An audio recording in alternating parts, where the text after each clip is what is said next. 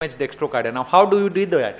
Once you got a lead one which is showing all negative complexes, you need to look for whether it is RALA lead or whether it is a dextrocardia. You need to look at the precordial leads. See what happens in the normal person. Otherwise, there has been progressive increase of the R wave amplitude V1 to V6. And what happens in mirror image dextrocardia? It will be the reverse way. In V6 will be the smallest R wave which is then, and V1 will have definitely tall R wave. So you will be able to differentiate. Similarly, you can have a reversal of LA and LL also, and where you have a negative complexes in lead 3. So all the complexes in lead 3 will be negative. Coming to sometimes, staff is totally new and will have interchange LA, LL and RA. All three has been interchanged, and you will have lead 1, lead 2, lead 3, all three totally negative. So all PQRST complexes are negative in lead 1, lead 2 and lead 3, which is of course in extreme cases. Now remember, if one of the standard limb leads is almost a straight line, that means the RL has been switched to one of the other limb leads. Now if you get a straight line like here in lead 2, which has been straight line, when RA and RL has been interchanged.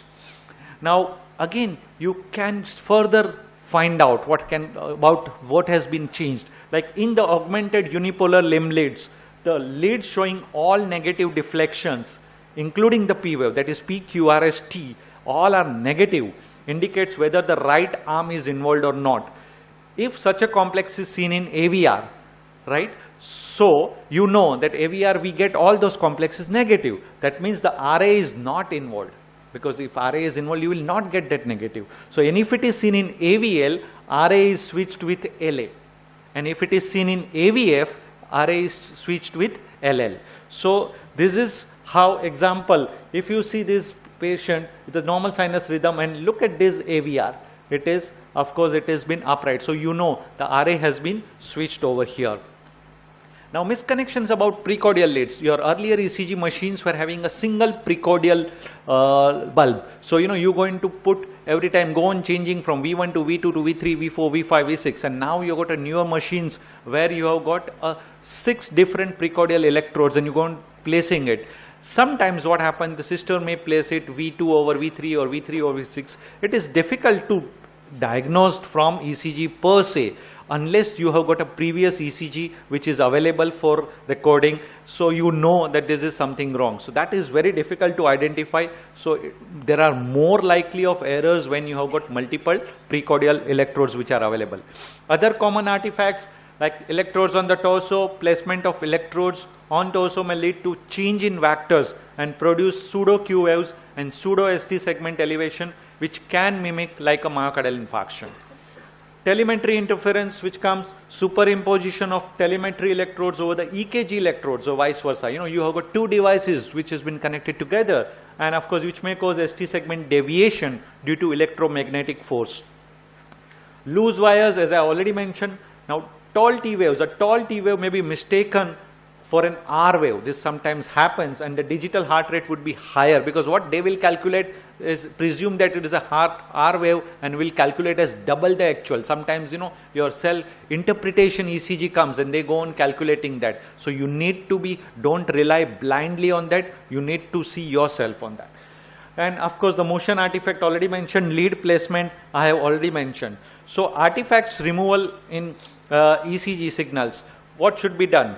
Perform good skin preparation, check the electrodes, check the electrode gel to make sure it is fresh and moist, check for AC interference, electrical wires in the walls, ceiling or floor, and of course move the examination table away from the wall. Sometimes if it is touching the wall, there can cause sometimes disturbance also. Verify the filter settings in the device. Finally, if the tracings are still showing artifact, make sure that the following filters are turned on, that is muscle filter, AC filter and wandering baseline filter. Make sure that the patient is warm, relaxed and does not move or speak, especially while taking ECG. That is so often patient is talking to the doctors or anything. It should not be. Then patient should be totally relaxed.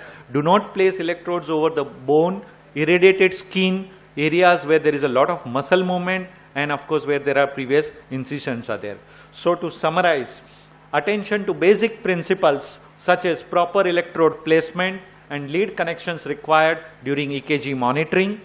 Well-designed and maintained EKG measurement devices can withstand routine internal or external electrical and motion-related disturbances, which I had just mentioned. However, it is not always possible to eliminate artifacts completely. So it is essential for the physicians to keep a high vigilance and interpret EKG, keeping artifacts in the differential diagnosis, and should pick up the false positive pathology or false positive abnormalities from that particular ECG. Thank you for your patient hearing. Thank you, Dr. Mehta. Yes, I think you will answer some questions. No? Yes, sir. Enough time? Yes, go ahead. Ask. Most of the time, see a patient in an emergency, it will be very technical. So first is, of course, you can have the, at that time, if you can't have a 12 lead ECGs, first you are interested in knowing two components, whether he is having arrhythmias, and second is, of course, the ongoing ischemic infarct. Now for arrhythmias, even if you can take a one single lead, because you may, it will be very difficult to have, of course, the chest leads at that time, precordial leads. So arrhythmias you can definitely pick up if you have a one single long lead too.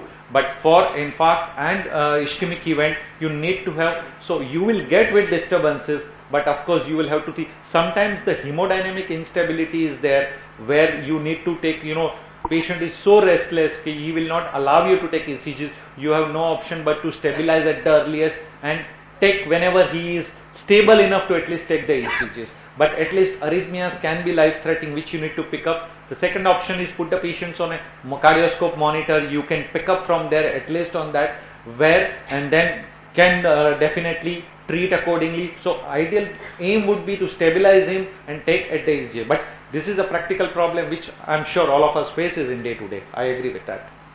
Many of the technicians, when they take the ECG, when they apply the gel, I have seen they just take they squeeze the gel tube right across.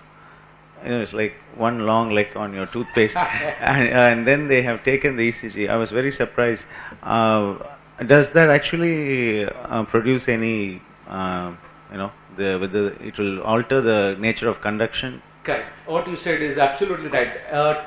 Too little or too excess jelly will also produce disturbances also, and ideally, especially when you are taking a precordial leads, whatever the required amount of ECG gel has to be placed at localized position rather than drawing a line from V1 to V6. So ideally, that's why V1 to V6 it has to be placed in a proper position. What happens? This is commonly in hospital setting or maybe in ICU, where they don't differentiate whether the common jelly which is used for defibrillating or giving a shock, where they are just applying jelly over there, and same thing principle they applies for the ECG, but definitely that can also produce the disturbance also. So ideally it should be at individual position rather than as a continuous. Can you use plain water instead of gel? Can you? It is a good conductor of heat and electricity. Plain water instead of jelly. Plain water. Sir, ECG, because plain water will not stay at particular position, and secondly you will have difficult. Those are not having ears and all, it will work. That leads will stick. So gel, standard the If jelly. ears are there on the body, we can use jelly. Otherwise, plain water is better. Sometimes I have observed a reaction for jelly. Yeah, that is known. Even the cutaneous reactions are known with the ECG jellies, and there are some patients who develop reactions. That is known. But obviously, it may not be possible in each and every patient to have, because especially the patient has got a hairy. How many of us really see that ideally the shaving should be done over the chest before taking a proper 12 lead ECGs, which for all practical purpose does not become, though it has been mentioned as a standard recommendation, it is not possible. Yeah, I think I just wanted to ask that question, because in some of the textbooks it is told, tap water, even toothpaste jelly. I mean, in Marriott's textbook, he has told even sometimes you can use toothpaste jelly. I mean, is it true that we should have jelly only, or as he asked, I mean anything Yeah, which jelly, because the conduction would be the same whether it is the only thing is from comfort point of view or hygienic point of view or even the patient's point of view, we may not use that way, but that will also have a same electrical conduction from whether you take any sorts of jelly. And that's why even people use it. Ideally, there have been separate jellies which are there for defibrillator also, and the separate jellies for ECG machines also. But people are always interchanging that. Yes, the ideal thing is to use the jelly, but any liquid is all right. Water, tap water or saline or whatever is available. And sometimes a certain patient you don't require it. You just put the electrolyte and you take that. That depends on your, the emergency situation that you are run out of jelly, etc. So I thank you, Dr. Mehta, for the Thank you, sir. presentation. And one thing you mentioned is in most of these machines you have a speed that is 25 millimeters and 50 millimeters. Occasionally the ECG girl presses the 50 millimeter speed and takes the ECG and many times diagnoses sinus bradycardia because the rate comes as half. That's one thing I think that I have experienced sometimes. Many times Correct. patient referred for severe bradycardia and you find that actually it is a ECG paper has run in double speed because there are two controls on the machine, 25 millimeters and 50 millimeters. So that's why, sir, good cook is required for a good recipe. Thank you so much, Thank you sir. very much. Thank you, All sir. the best. Thank you. Thank you, sir. I now request Dr. C.B. Patel to hand over a token of appreciation to the speaker, Dr. Ketan Mehta. I request Dr. Ketan Mehta to hand over the certificates to the chairpersons. Chairing the next session are Dr. Martin Green, Professor of Medicine and Cardiology at the University of Ottawa Heart Institute, Dr. Raghavendra Bhatt, Professor and Head of the Department of Medicine, Kasturba Medical College, Mangalore, and Dr. Srinivas Kakalaya, Consultant Physician, Mangalore. Kindly occupy your seats. I invite the speaker, Dr. Jitendra Singh Makkar, onto the dais to speak on bundle branch blocks and its significance. I request the chairpersons to introduce Dr. Jitendra Singh. Dr. Jitendra Singh Makkar, the Senior Interventional Cardiologist and Director of the Electrophysiology and Heart Failure Services at the New Eternal Heart Care Center and Research Institute, Jaipur. It is very interesting to note that he has just travelled around half the world. We had a nice chat with him yesterday. He was in Mount Sinai Hospital where one of our old students, Dr. Annapurna, a Guinness Book record holder, is working. Then he moved on to Ottawa, went to Jaipur, now he is here. I don't know what is his next halt. Very interesting person, I can tell you. Switch off everything else except your eyes and ears and listen. Good morning, respected chairpersons.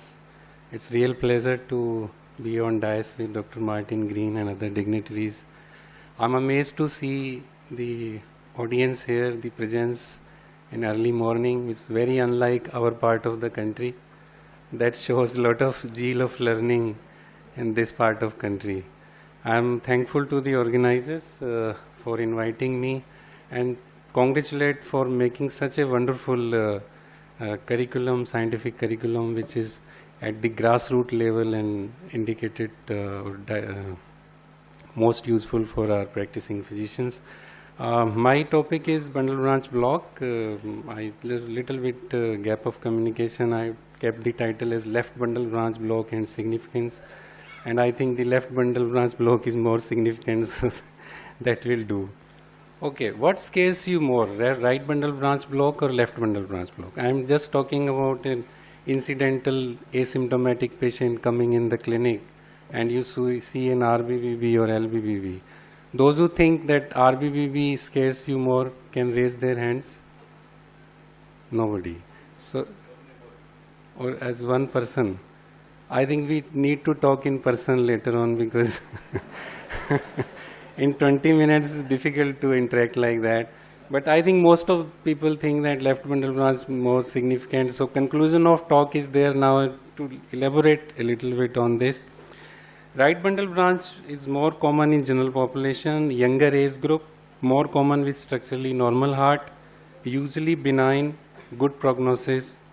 Left bundle branch block in general asymptomatic population is less common than right bundle branch block. It present in older age groups, more common with structural heart disease, more chances of progression, is a predictor of structural heart disease, and prognosis is worse than right bundle branch block.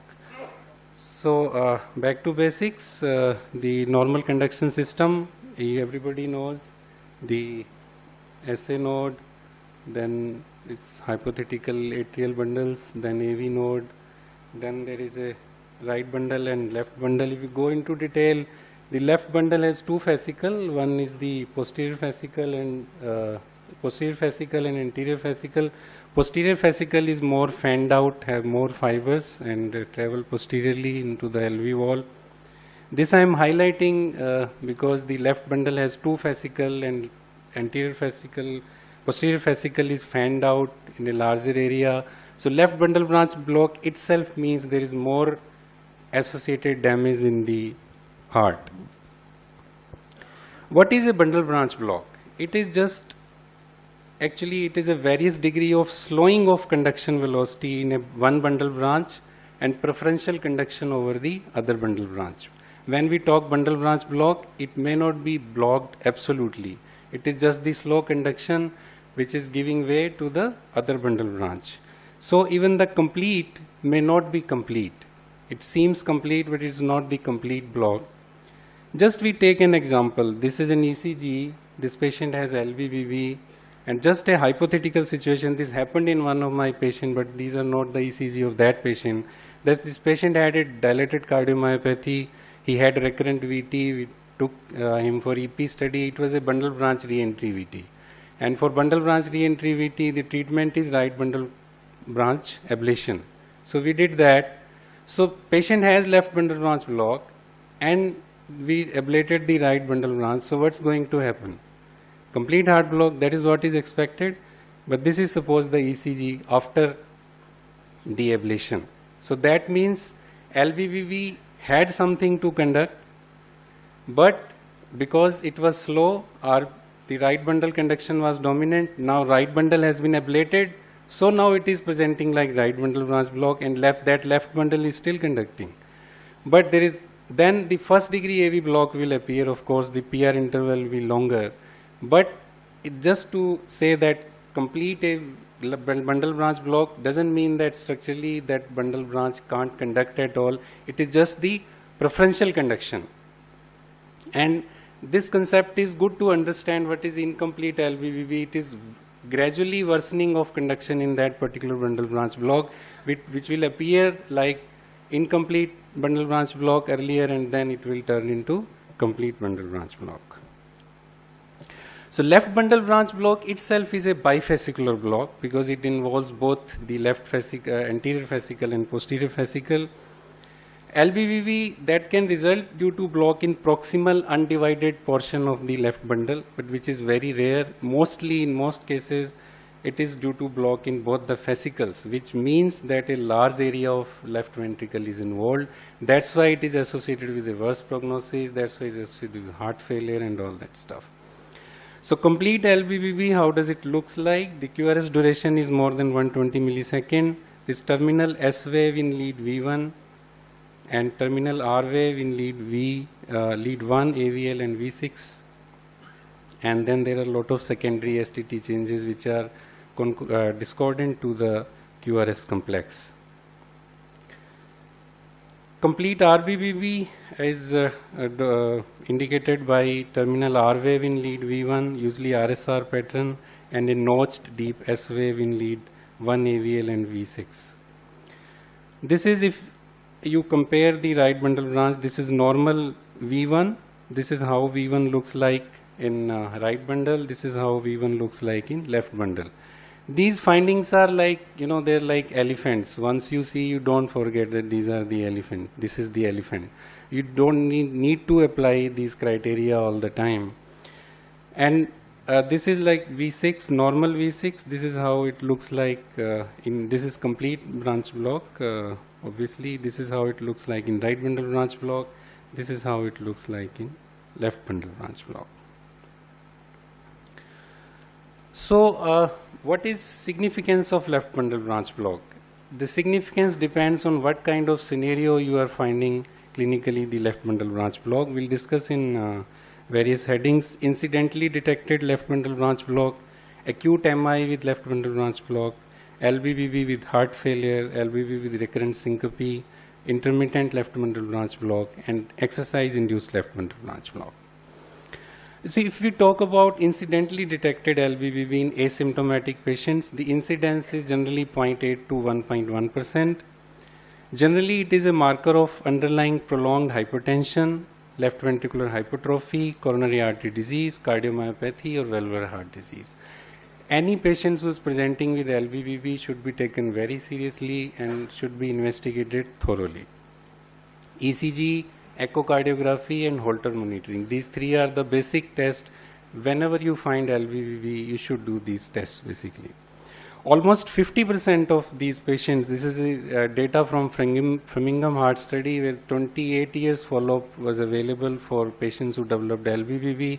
Almost 50% of them, they developed structural heart disease in form of cardiomyopathy or valvular heart disease, particularly aortic stenosis and coronary artery disease.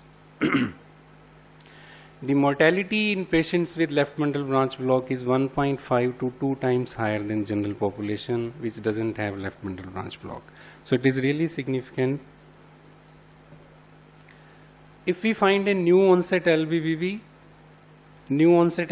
with chest pain is considered as ST elevation MI, particularly if it is supported with the enzyme rise, but that happens late. So whenever there is a new onset LVVV with chest pain, we take it as MI, and this is an indication for thrombolysis. But the problem is that in most of the cases, the previous ECG is not available, and if it is available, it may be of 6 months previous ECG, which doesn't inform much. But if there is new onset LVVV with acute MI, this happens mostly with anterior wall MI, it large MI. Rarely it can happen with circumflex or RCA blocks due to AV nodal artery block and proximal portion of left bundle branch, undivided part of left bundle branch block.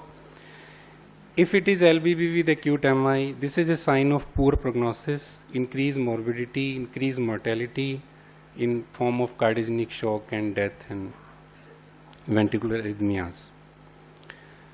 So if you get a new onset LVVV and you don't have a previous ECG, is there any method to differentiate whether it is new onset LVVV or if it is associated with chest pain? There are some signs which we will discuss which suggest that there is acute MI associated with LVVV. But if this is just LVVV, asymptomatic LVVV, there is one study where they hypothesized that the T wave amplitude